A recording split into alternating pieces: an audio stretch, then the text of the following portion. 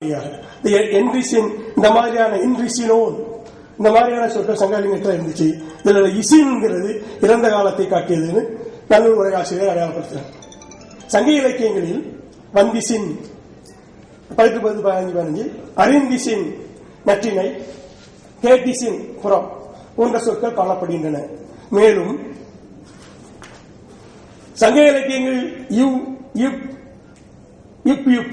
போல்வன இறப்பல்லா கால உருவங்களாக வருதலை பேராசிரியர் சாகித்யங்கள் சுட்டுவார்.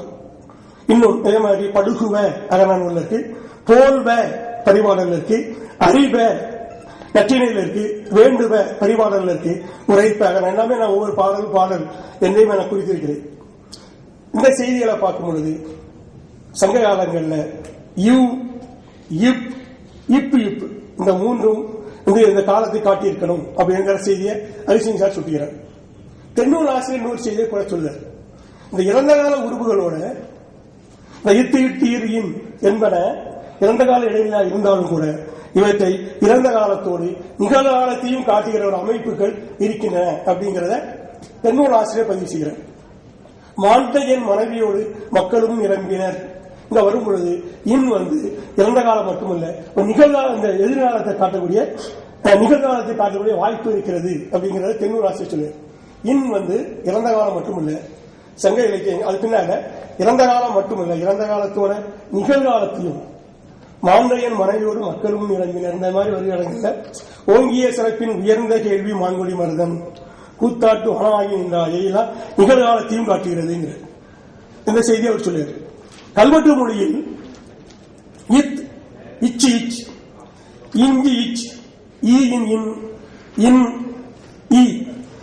என்பன இறந்த காலத்தை காட்டுவதாக அறிஞர்கள் பேராசிரியர் சாகித்யலிங்கம், பேராசிரியர் சேவை சண்முகம் போன்றோர் சுட்டுவர்.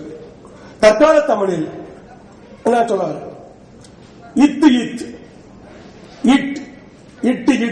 பல்லின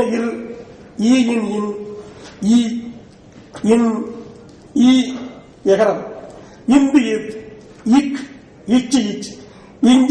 என்பன இறந்த கால இடைநிலைகளாக வருதலை காணலாம். எக்ஸாம்பிள் நிறைய எடுத்துக்கிறேன். படித்தால் போனது படித்த நிறைய ஒவ்வொன்றுக்கும் சான்றுகள் இருக்கின்றன. எனவே இறந்த கால இடைநிலைகளாக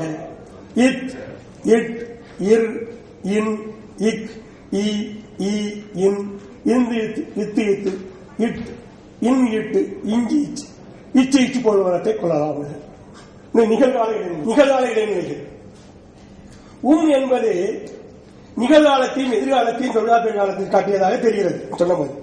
ஆனால் நிகழ்நாள நிலைகளாக நன்னூல், இலக்கண விளக்கம், தொன்னூல் விளக்கம், தென்னூல், தமிழ் காப்பியம் ஆகிய இலக்கண நூல்கள் ஆனின்று கின்று கிரு என்ற மூன்றையும் சுட்டுகின்றன. ஆனால் அதுக்கு பின்னால சுவாமிநாதன் என்ன பண்ணுதுன்னா கிரு கிற்று அதை என்ன செய்ய சேர்த்துது. கிரு கிற்று என்றையும் கின்று ஆனின்றோட கூட சேர்த்துது. என்ற நான்கினையும் உணர்த்துகிறது. ஆனின்ற விட்டுட்டு அது சுவாமிநாதன் செய்தது. அதுக்கு முன்னால ஆனின்று நீங்க பாத்தீங்கன்னா நமக்குள்ள ஒரு பெரிய சேஞ்ச் இந்த கால இடைநிலைகளிலேயே நீங்க தொல்காப்பியத்துக்கு பின்னால இந்த ஆனின்றுடைய வழக்கு குறைய ஆரம்பிச்சது. கிட்டத்தட்ட பின்னால இல்லாமையே போயிடுச்சு. இன்னைக்கு செய்யா நின்றால் மாதிரிலாம் இருந்தாக்கி நிகழ்காலம் யாருக்கு தெரிய மாட்டேங்குது. இந்த ஒரு பெரிய சேஞ்ச் நம்ம கால வரலாற்றில் நிகழ்காலத்தில் அந்த ஆனின்றுங்கிற வடிவம் பின்னால போக ஆரம்பிக்குது. ஆனின்று மாத்திரமில்லை, இதனால் நிறைய சங்க இலக்கிய வடிவங்கள்ல பல வடிவங்கள் பின்னால இல்லாம போகுது. போனது நிறைய வடிவங்கள், நிறைய இந்த உந்தீட்டு சொற்கள், இந்த மாதிரிலாம் செய்யுந்து போயுந்து அன்றீட்டு வினை சொற்கள், இந்த மாதிரி சொற்கள்லாம் பின்னால நமக்கு இல்லாமலே போகுது. இதே மாதிரி ஆனின்றுங்கிற வடிவம் பின்னால இல்லாம போக சுவாமிநாதன் என்ன பண்ணுதுன்னா முதல்ல ஆனின்றே விட்டுருது. ஆனின்று அந்த வடிவ அந்த ஆனின்றுங்கிற இளைஞரையாக சுட்டவில்லை. அதை இந்த இழப்பை அதை பதிவு செய்யும். அதனால அது என்ன சொல்றதுன்னா கிரு கிற்று கின்று இதெல்லாம் சொல்கிறது. பின்னர் அறுவை இலக்கண ஆசிரியர் ஒரு செய்தி சொல்றாரு. அது சிந்திக்க வேண்டிய ஒரு செய்தி என்னன்னா கிர கின்றங்கிற இடைநிலைகள். கிர கின்றங்கிறது இடைநிலைகள் சொன்ன. ஆனா அதை பதிவு செய்தவங்க நாராயணசாரி என்ன பண்ணாருன்னா கிரேக்கின்றது நமக்கு இது இடைநிலையாங்கிறது சிக்கலுக்குரியது அவரே சொல்லுவார். அது தவறுங்கிறது. கிரேக்கிற்றது தவறுங்கிறது. அது அந்த உரையாசிரியர் அதை பதிவு செய்யறார். இது ஒரு சிந்தனைக்குரியதுதான். கிட்டங்கிற இடைநிலையாங்கிறது ஒரு சிந்திக்க வேண்டிய ஒரு செய்தி. ஆனா மணிமேகலையில சாதிக்கிற ஒரு வடிவம் இருக்கு. மணிமேகலை 29. அதே மாதிரி சாதிக்கின்ற என்ற வடிவம் மணிமேகலை இருக்கு. பரிபாடல்ல சேர்கின்ற வடிவங்கள்ல அந்த இடைகளே சங்கலத்தில் வருகின்றன. சிலங்கள் ஊறுகின்ற உருளுகின்ற வடிவங்கள்லாம் வருகிறது. இது ஒரு செய்தி. இலக்குவனார் என்ன பண்ணுவாருன்னா, இந்து வாழ்நர் நகுபவன் இந்த மாதிரி எடுத்துக்காட்டுகளை தந்து இந்த இப்பும் இந்தும் சங்க காலத்தில் நிகழ்காலத்தை புலப்படுத்தினேன் வாழ்நர்லாம். ஆனா நம்ம இதையெல்லாம் வினையாளை பெயர் இதோட கால இடைநிலைகள்லாம் நம்ம எடுத்து பேசுறது இல்லை. வினைமுற்றது பெரும்பாலும் எடுக்கிறதா இது எடுக்கலாமா? ஆனா இந்த மாதிரி நீ எடுக்கவும் செய்திகள் சில வினையாளனை பெயர் எடுத்துக்கிறாங்க இல்லையா? வினையாளனை பெயர் இதுல உள்ள கால இடைநிலைகளை நம்ம எடுத்துக்கிறது சரியாக. பெரும்பாலும் வினை முற்றதை நம்ம பேசிட்டு கால வினை முற்றோடு தொடர்புடையது. இந்த செய்தி அவர் தர இது ஒரு சிந்திக்க வேண்டிய ஒரு இடம் நான் நினைக்கிறேன். நகுபவன் சொல்லிக்கிட்டு அதுல இப்போ இறந்த காலத்தை காட்டுகிறது நான் சொல்லுவேன். இதே மாதிரி தற்கால பேச்சு தமிழில் சில செய்திகள் இருக்கு. இந்த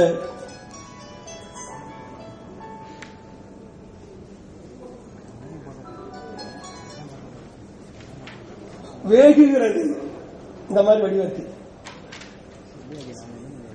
சார் முடிஞ்சுக்கிட்டு ரொம்ப நல்லது.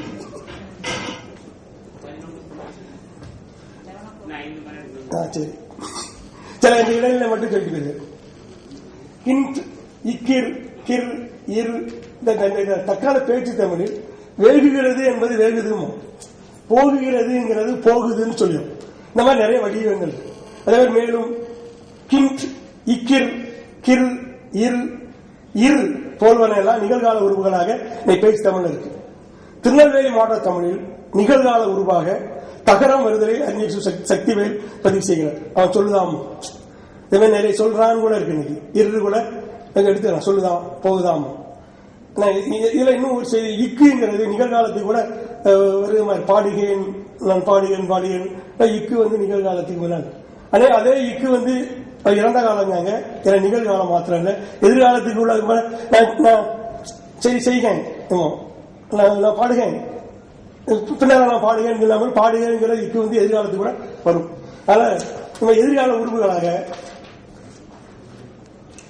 இக் இப் இவ் இந்த மூணும் இலக்கணங்களோட பதிவு செய்கின்றன. இப் இவ் அது மாத்திரம் இல்லாம பின்னால இக்கு கூட எதிர்கால உருவாக வருகிறது.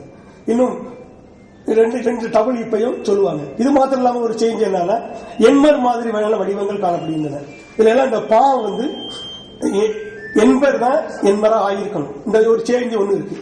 இன்னும் இது மாத்திரம் இன்னும் பெயரச்ச வடிவெல்லாம் இன்னும் எதிர்காலத்தை இன்னைக்கு காட்டுகிறாப்பல இருக்கு. இன்னும் தற்கால தமிழ்ல இன்னும் பாத்தீங்கன்னா சில சொற்கள்ல வந்திருக்கிறார், போயிருக்கிறார், வரணும், போகணும், நிறைய இந்த நம்ம சொற்கள் எல்லாம் பார்க்கலாம். வாங்கிட்டார், வர வேணும், வரணும், இந்த வாங்கிக் கொள்வார், இந்த மாதிரிலாம் இருக்கு. இது எல்லாம் கூட நீங்க இந்த சொற்களை எல்லாம் இன்னைக்கு நம்ம புதிய நோக்கில் பார்க்க வேண்டியிருக்கு. இதுல என்ன இது இந்த எச்சமா கொள்ளுதா இல்ல எனக்கு எச்சமா வாங்கிட்டாருன்னு ஒரு முற்றாவே தான் பயன்படுத்தும். வாங்கிட்டாருமோ எதை உறுப்புகளாக எடுப்பது, இந்த மாதிரியான சில சிக்கல்கள்லாம் இன்னும் நமக்கு யோசிக்க வேண்டியது. நிறைய சொற்கள் இந்த மாதிரியான அமைப்புகள் இன்னைக்கு வந்துட்டு இருக்கு. இன்னும் நீங்க பார்த்தலாம நான் என்ன நினைக்கிறோம்னா இந்த இடைநிலைகள் மாத்திரம் இல்ல காலத்தை காட்டுகிற சில சொற்கள் கூட இருக்கு. இதெல்லாம் நம்ம கால அடைகள் மாதிரிலாம் இருக்கு. இவற்றையெல்லாம் இன்னைக்கு